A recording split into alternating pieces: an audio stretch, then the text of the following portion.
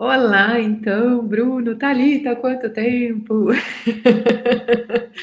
Bem-vindos. Gostaria, por favor, para a gente começar essa conversa, né, para quem está nos vendo, nos escutando, que eles conhecessem vocês. Então, se vocês puderem se apresentar, assim, em um tweet, dizer o que a Gaia e Chico Rei fazem, por favor. Por Bom, favor. vamos lá. Pessoal, prazer, eu sou a Thalita, sou da Gaia. A gente trabalha com solução de tecnologia e economia circular para o setor de eletrônicos. Legal. Bom, boa tarde. Boa tarde, Coral. Boa tarde, Thalita. Bom, a Chico Rei, ela gera impacto social através da venda de produtos. E hoje, nosso carro-chefe são as camisetas. É com ela que a gente gera impacto social aqui na nossa comunidade e em outros cantos. Que lindo. Gente, primeira coisa que eu queria saber, a gente está aqui falando sobre impacto, né? Impacto positivo. E geralmente as empresas que trabalham com impacto, elas têm alguma situação, algo que acontece na vida delas e que elas olham assim, puxa, tem algo que eu sei que eu consigo fazer em relação a essa situação que me incomodou. Então, eu gostaria de saber um pouquinho qual foi a situação que incomodou vocês e o que vocês achavam que conseguiam fazer em relação a isso, como é que foi esse começo de desenho de solução para esse impacto que vocês queriam ter no mundo.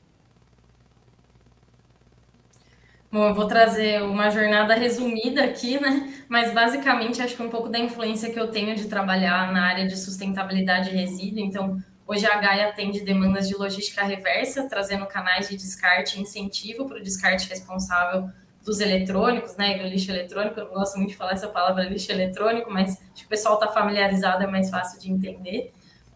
Mas a ideia é que a gente possa revolucionar todo o ciclo de tratamento dos eletrônicos, né? Então, desde como ele é pensado, desenhado lá como um produto novo, até na ponta final que a gente não vai mais usar esse eletrônico.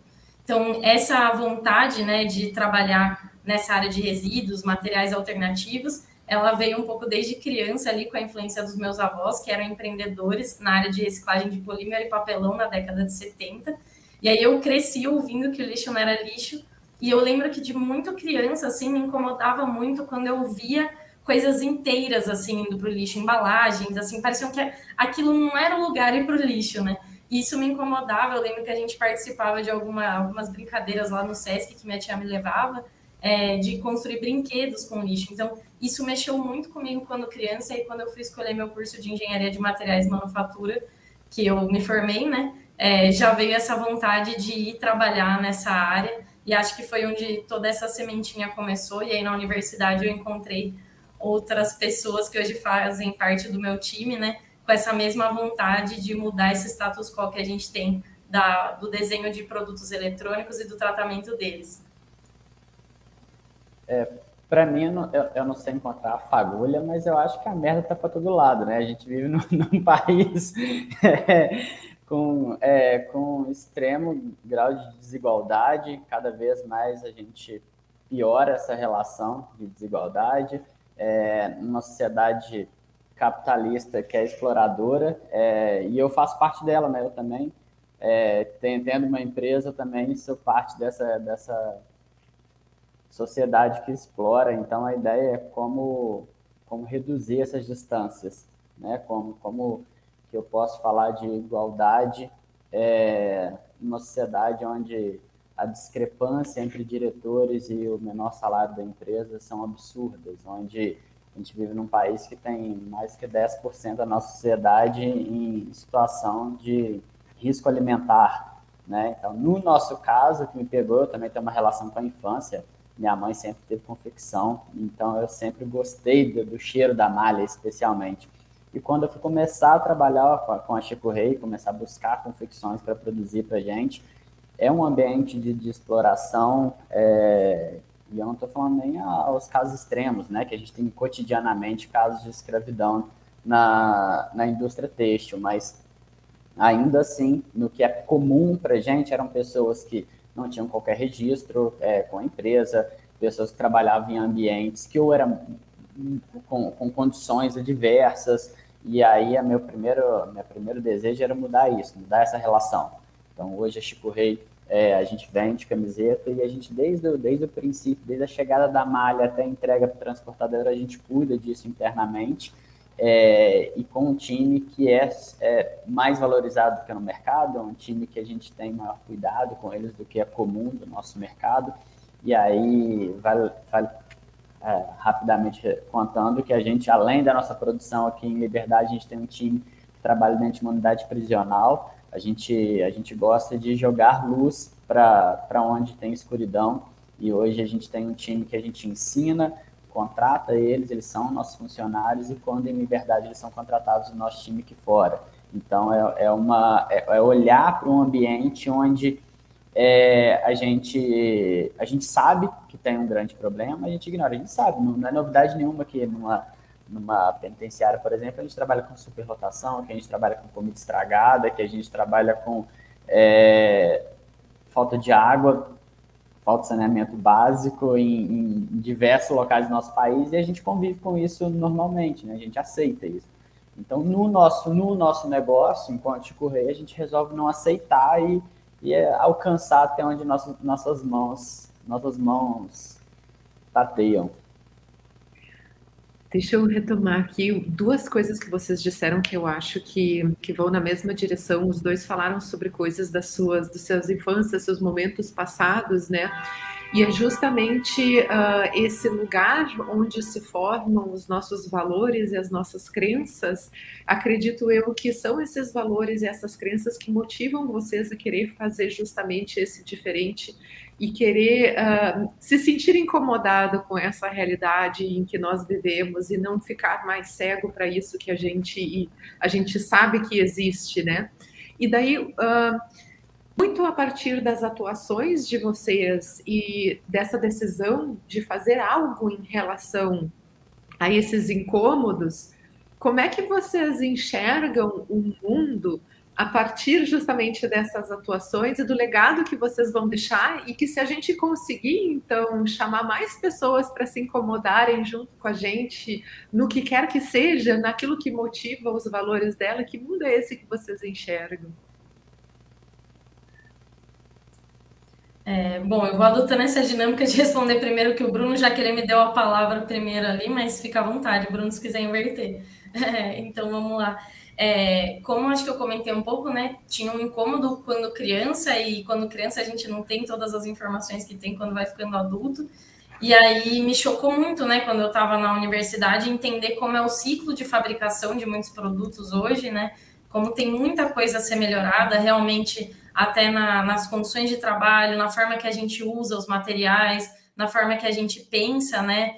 No design desses produtos.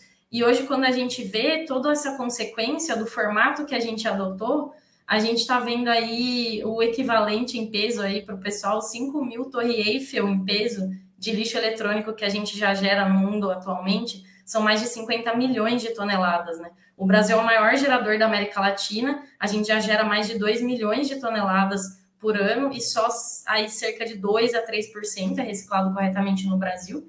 E no mundo é uma taxa de reciclagem que ainda não supera 20%, assim, a média global. Então, eu vejo que se a gente conseguir trazer mais gente, né, para se unir nessa luta de realmente ter um modelo de economia, né, e de trabalho, que a gente tenha também, como o Bruno trouxe, melhores condições de trabalho, um sistema que ele é mais seguro e mais próspero para todos. O eletrônico, ele envolve metais pesados, materiais que podem ter contaminação, né, do meio ambiente e das pessoas que estão manuseando, especialmente na hora do tratamento final desse material, quando ele vai ser reciclado. Então, se a gente conseguir chamar mais gente para ajudar, né, causar um impacto positivo e mudar mesmo esse status quo do que a gente vê hoje, para ter um sistema mais inteligente, a gente acredita que a gente pode contribuir muito com a redução da poluição e dessa demanda desenfreada que a gente tem por recurso, né? Para quem não conhece o termo, a gente tem o Overshoot Day, que é o dia que a gente tira mais materiais da terra, né, e recursos do que ela pode se regenerar. Então, todo ano, esse dia está chegando cada vez mais perto do início do ano. A gente já está aí em junho, julho, né? Então, quer dizer, a gente está usando o planeta como se tivesse mais de um planeta para usar. Então, a gente acredita que todo esse impacto positivo de revolucionar, né, o setor de produção, e não só dos eletrônicos, e ter um uso mais consciente dos recursos e condições de trabalho mais adequadas, a gente vai ter um planeta que faça muito mais sentido, né, de prosperidade e segurança para todos, né? Então, eu acredito que esse é o grande impacto se mais gente se juntar a essa revolução. Bom, eu acho que pensando sobre a infância, essa formação, acho que eu não tenho entendimento para navegar sobre esses mares profundos aí da infância. Mas o que eu acredito é que eu também posso trabalhar a vida adulta. Assim, quando a gente fala um trabalho na penitenciária, a gente também fala da ressocialização, a gente fala de reconstrução, internamente dentro da Chico, a gente também discute muito isso, como a gente evolui, né? Como a gente se reconstrói. Nós vivemos uma sociedade em evolução, assim espero, né? A forma como eu tratava diversos assuntos há 10 anos atrás é absolutamente diferente da forma como eu trato assuntos nesse momento. Então, a minha infância foi moldada através de muito mais preconceito e racismo do que eu aceito hoje. Na verdade, eu dizer que aceito, eu nem aceito, mas eu fui forjado dessa maneira. Então, como eu evoluo, como eu entendo, como eu posso retornar à sociedade um Bruno melhor. E eu busco levar isso para o meu time.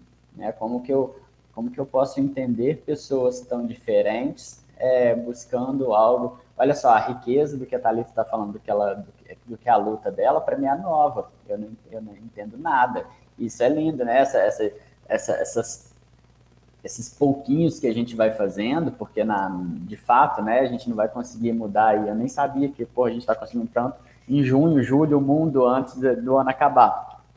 Então, eu acho que aos poucos a gente vai construindo essa mudança nos nossos nichos, nos nossos meios, mas isso a gente não pode ignorar que deve vir junto com mudanças de governo, mudanças de lei, impactar empresas que são gigantes, né? Senão vira a história de economizar água com xixi no banho, enquanto tá nosso agronegócio bebendo a água absurdamente. Enquanto a gente não tiver realmente organizações que tenham poder para mudar essa história, eu vejo com pessimismo essa mudança. Então, quando eu não consigo mudar globalmente, eu olho localmente. Como eu posso mudar a vida do meu colega que antes trabalhava na penitenciária e hoje joga bola comigo? Como eu posso mudar a vida da pessoa que entrou em um cargo subvalorizado normalmente pela nossa sociedade e hoje é meu coordenador, é minha gerente, é minha diretora? Como que eu dou chance para essas pessoas? Porque eu me sinto um sortudo. Hoje ter uma empresa como a Chico, ser diretor de uma empresa como a Chico, eu me sinto um sortudo, porque eu posso realizar sonhos, posso realizar desejos que são meus. Isso é muito raro. Hoje em dia, né, a gente vive aí em busca do capital o tempo todo, e o sonho quando geralmente o sonho está ligado ao financeiro, e quem alcança isso é uma parcela muito pequena da sociedade. Então, eu me sinto um sujeito feliz de poder trabalhar num espaço onde eu possa alcançar meus sonhos. Então, o que eu faço é expandir isso para outras pessoas. E aí eu acredito que, pelo menos no meu espaço micro, eu consigo ter alguma habilidade de dar essa chance para diversas pessoas. E aí... eu acho que é isso, ponto. Que bonito isso.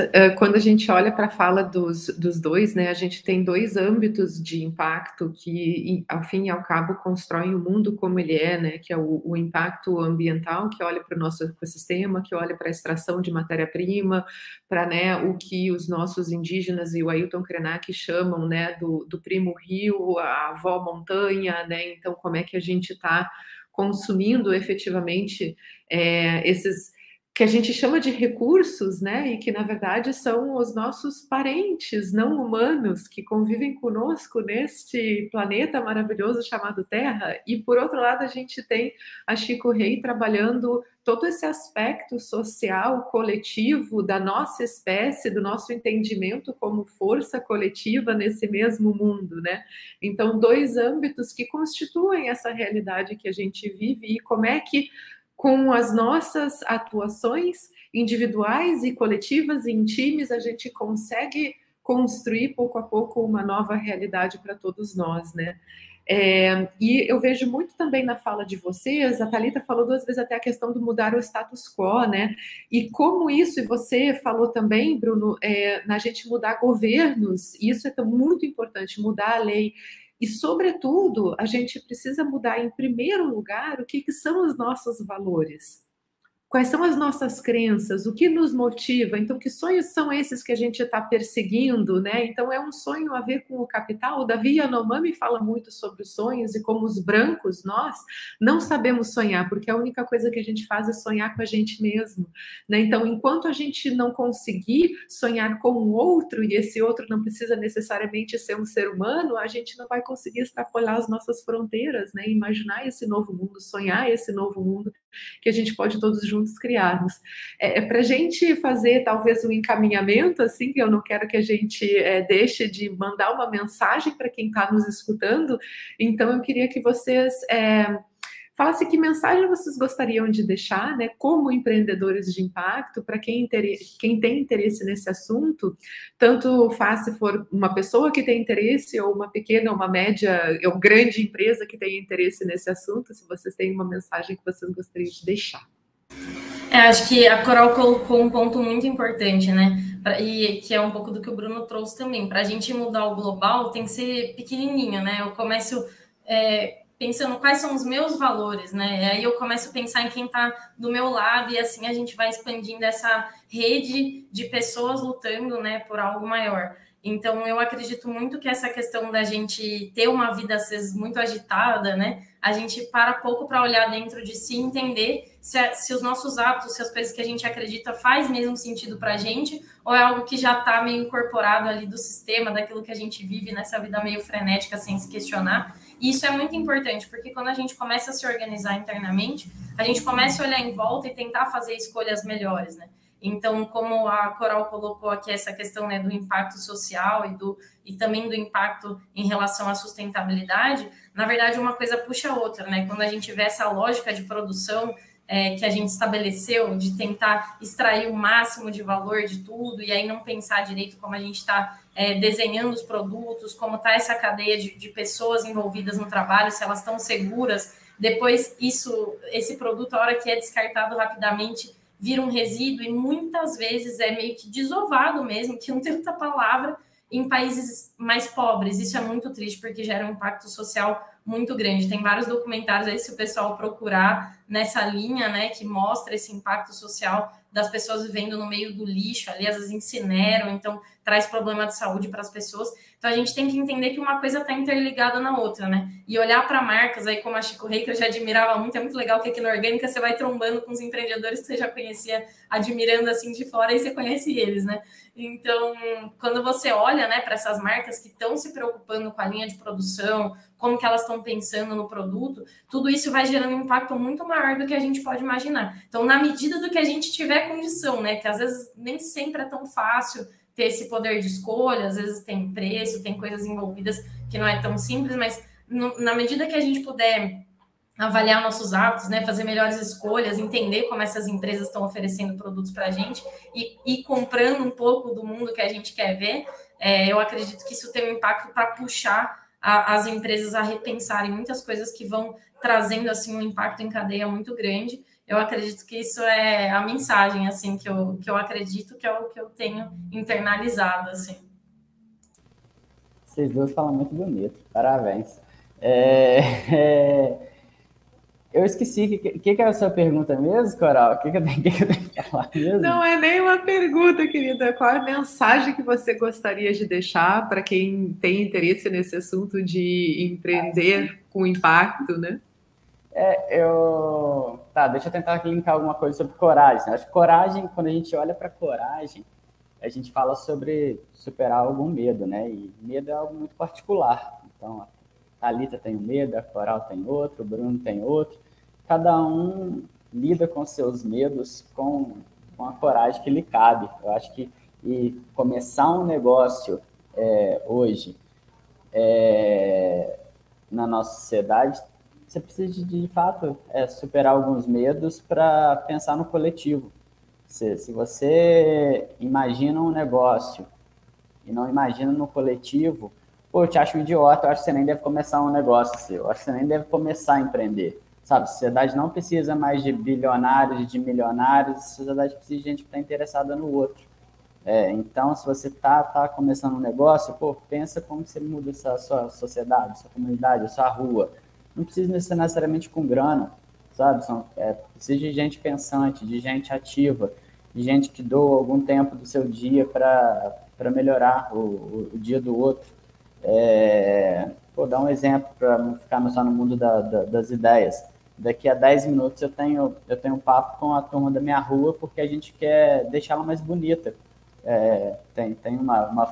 E aí a gente vai encontrar com a Secretaria de Turismo, vai encontrar com os empresários, porque essa ação que pode começar a feita amanhã só vai partir da gente, do governo vai demorar meses, anos. Então amanhã eu posso começar essa ação e eu estou dispondo só de tempo meu, depois algum investimento, mas nesse momento é tempo para dialogar, para unir gente. Eu acredito muito na beleza das coisas. Tem uma frase do Máximo Bottura que fala que não basta ser ético, tem que ser estético. E eu acredito na estética, eu acredito numa rua mais bonita, eu acredito em espaços que conversem melhor com as pessoas, com a natureza, e eu acredito que a gente pode viver melhor assim. E isso não me demanda nenhum investimento, além do meu tempo, além da minha vontade, além da qualidade que eu acredito que eu tenho para liderar, não só meu time, mas as pessoas da minha rua também, que possam vir comigo em algo que eu acredito. Então, eu acho que pensar nessa mensagem é pensar sempre em coletivo. A fala de que o empreendedor é muito solitário, eu acho que talvez você esteja no caminho errado. O empreendedor tem que ser coletivo. As dores dele podem ser diferentes, mas a dor dele, os problemas deles devem ser os coletivos. Para serem resolvidos, deve ser coletivo. Ele tem que solucionar o coletivo. Não, pessoal, a Coral falou uma coisa maravilhosa. Naturalmente, nós, enquanto seres humanos, nós somos muito egocêntricos, né? Então, a gente tem que tentar quebrar isso diariamente. Quando você tem um negócio, você tem um poder além para fazer isso. A gente acreditar que podemos fazer num âmbito individual, mas que esse âmbito individual ele nunca está isolado, ele está sempre em relação. Somos seres relacionais, né? Então tudo que nós fazemos enquanto seres vivos está em relação com aquilo que nos cerca. Então não existe decisão que eu tome sozinha que não vai impactar a vida de quem quer que seja ao meu redor, né? Então, de novo, quer seja humano, quer seja de qualquer outra espécie que conosco divide o planeta. E para, então, agradecer muito vocês, eu também queria deixar, assim, uma mensagem que eu acho que vai justamente ao encontro do que vocês trouxeram aqui, que é agir por propósito, né? Muitas vezes nós somos levados a acreditar que as nossas ações individuais, elas não fazem a diferença, e eu acho que quando a gente tem vontade de ter impacto, a gente entende que a gente consegue fazer a diferença, desde que a gente atue com o coração, com vias ao coletivo, prestando atenção num bem viver, né? Então essa palavra aí para tentar substituir o que é esse bem-estar que está atrelado a posses materiais, a dinheiro, a esse capital que você trouxe, né, Bruno? Então que a gente haja cada um com o que pode, cada um da sua maneira, mas que todos estejamos andando junto nessa construção desse mundo e guiados por um propósito que vai além da gente, que extrapola a nossa dimensão do ser, né? Então, muito obrigada pela presença de vocês, pelo tempo. Então, eu chamo aqui também que a gente chegou no nosso horário, o pessoal da produção, se eles quiserem trazer mais alguma questão aqui. Obrigada, pessoal.